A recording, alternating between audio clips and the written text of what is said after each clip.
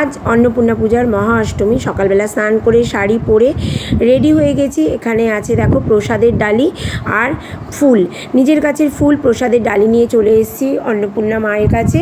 পরম সৌভাগ্য, পালাতে পুজো হয় বলে পুজোটা দিতে পারি, না হলে আগে শুধু পালনই করতাম। এখানে ভোলে বাবা দেখো ঝোলা হাতে দাঁড়িয়ে আছে, সেখানে চাল ভিক্ষে দেওয়ার পর এখানে পুষ্পাঞ্জলি পুজো দিয়ে আমি বাড়ি চলে এসেছিলাম। আমাদেরকে কলার মধ্যে 8টা মুগ আর 8টা অশোক ফুল খেতে হয়, যেটা যেন দাঁতে না লাগে, ওটা গিলে খেতে হয়। খাবার পর আমি আবার চলে গেছিলাম 108টা প্রদীপ জ্বালাবো বলে। খুব সুন্দর করে মাকে সাজানো হয়েছে। চলো রিপাদির ঠাকুরঘরটা তোমাদের সাথে দেখাই। আজকে ওদের বাড়িতে আমাদের খাওয়ার নিয়ন্ত্রণ ছিল, মেয়ে আর বর খেতে গেছিলো, কিন্তু আমার যেহেতু উপোস ছিল সেহেতু আমি খাবো না কোনো রকম, সেই কারণে আমি ভোগ প্রসাদ নিয়ে চলে এসেছি। এই দেখো 108টা প্রদীপ জ্বালানো হয়েছিল, যে ভিডিওটা আমি করিনি। এই যে মায়ের ভোগ, এটা নিয়ে এসেই আমি বাড়িতে কিন্তু খেয়েছি।